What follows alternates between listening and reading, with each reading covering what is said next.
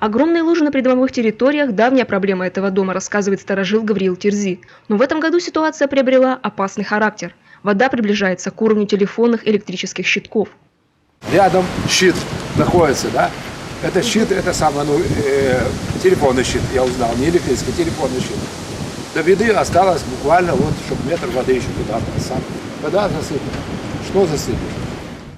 Жильцы обращались с этой проблемой в администрацию города. Ответом пришел без промедлений. Еще 1 сентября ямы обещали устранить в ближайшее время. Но прошло уже 3 недели, а действия, со словами, так и не последовали. Недавно одну из таких ям Гавриил Терзи сам засыпал щебенкой. Ведь дожди продолжаются, и вода все прибывает. Тем временем проявились и новые проблемы. У них есть какие-то, подсобное хозяйство? Пусть сюда запустят, летишь, будут видеть, как растут у нас лодки. Лужи, которую демонстрирует Гавриил Терзи, до недавнего ремонта дворовых территорий не было. Как и некоторых других. После замены дорожного покрытия остались замурованными несколько канализационных люков. В асфальте появились трещины и вмятины от тяжелой техники, а незаасфальтированные подходы к подъездам в отдельных случаях представляют собой большие квадратные лужи прямо под дверью. Из-за перепада высот нового и старого покрытий. Где-то через трещины в плитах вода течет прямо в подвал. Вчера, например, откачивали, рассказывают жильцы. Словом, вопросов к результатам долгожданного ремонта немало. Целую неделю с теодолитом они бегали здесь. Вот.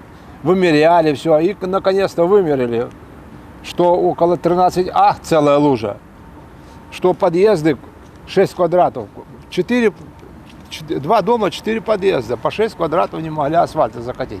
Теперь каково людям не пройти, не это самое, полная лужа воды. Вот. Асфальт неплохой, а вот стеков для воды нету. Вот самая главная проблема здесь с асфальтом. Они неровно сделали. Раньше вода уходила тут. Они вот сейчас подменяли, все это выше делали, а теперь канализация где вот неправильно, да? И вода, лужи тут стоят. Раньше не было этой лужи. Даже далекие от сферы ЖКХ горожане сходятся на мнении, что суть проблемы здесь в расположении водостоков. Система ливневой канализации основана на соблюдении нужного уклона дорог, привязанного к дождеприемникам на поверхности. При их отсутствии или несоблюдении уклона в процессе такого полезного дела, как ремонт дворов, образуются упомянутые лужи. И зачастую куда больше тех, что во дворах без ремонта. Виктория Науменко, Олег Белькеев и Юрген Пухта.